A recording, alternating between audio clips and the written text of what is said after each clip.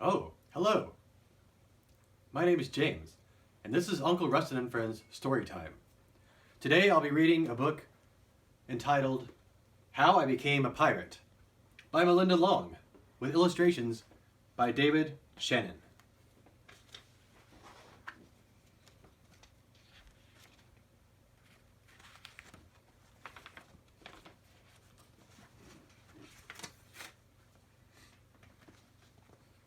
Pirates have green teeth, when they have any teeth at all. I know about pirates because one day, when I was at the beach building a sandcastle and minding my own business, a pirate ship sailed into view.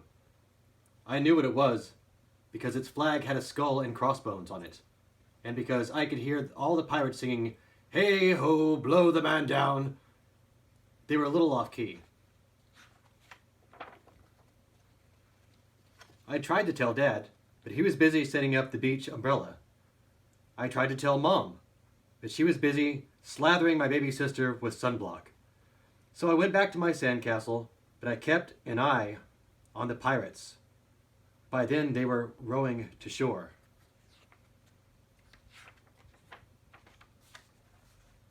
When they landed, the head pirate climbed out of the boat and yelled, "Ahoy there, matey! Be this the Spanish Main?" "No," I said. "This is North Beach." "Shiver me timbers," the pirate said. "We must have taken a wrong turn at Bora Bora." He walked around my sandcastle. He looked at the moat, then he yelled back to his crew, "He's a digger, he is, and a good one to boot." "A good one to boot," the others agreed. "What be your name, matey?" the head pirate asked.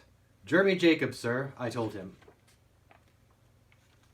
"Well, Jeremy Jacob," he said, "you're looking at Braidbeard and his crew.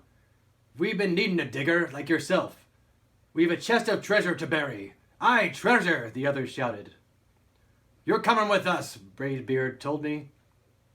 I didn't think Mom and Dad would mind as long as I got back in time for soccer practice the next day. And that's how I became a pirate.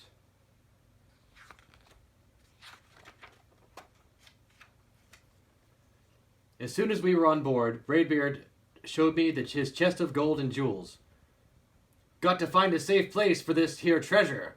It's high time we are off," he announced. "We're off," we all shouted, and then we set sail. There was plenty to do on board. The pirates taught me to sing the sea shanties. The louder the better. And to say real pirate stuff like landlubber and scurvy dog. By dinner time I could speak pirate perfectly. I also learned pirate manners. Braidbeard pounded his fist on the table and yelled, "Down the hatch, me laddies! Down the hatch!" we all shouted. Braidbeard gulped his food and said, "Hand over the meat! The meat!" we all roared. Nobody told us to finish our spinach, there wasn't any, or to chew up our carrots, they weren't allowed on board. We talked with our mouths full and nobody said please or thank you. After dinner, I tried to teach the pirates to play soccer. Braidbeard kicked the ball and yelled, "Arg, soccer! Arg, soccer!" the crew yelled. Then everybody dove for the ball at once and it rolled right off the deck. "After it, me hearties," Braidbeard commanded. "After it," we all whispered. So we fought over who should go and get the ball. But it didn't matter anyway because a shark came along and swallowed it in one gulp. So much for soccer. By now it was past my bedtime. But nobody tells pirates to go to bed, to take a bath, or to brush their teeth. Maybe that's why their teeth are green.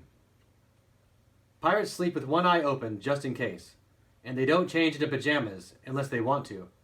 Pirates don't do anything that they don't want to, except for maybe swabbing the decks. I wanted to be a pirate forever. But then I found what else they don't do.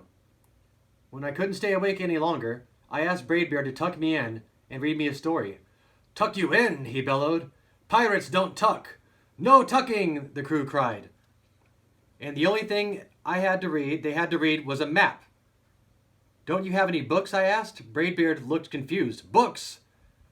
I didn't even want to bother to ask about a goodnight kiss.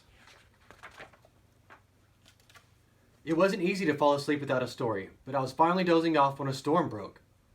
Thunder boomed and waves slammed against the ship. But I kept falling out of my hammock.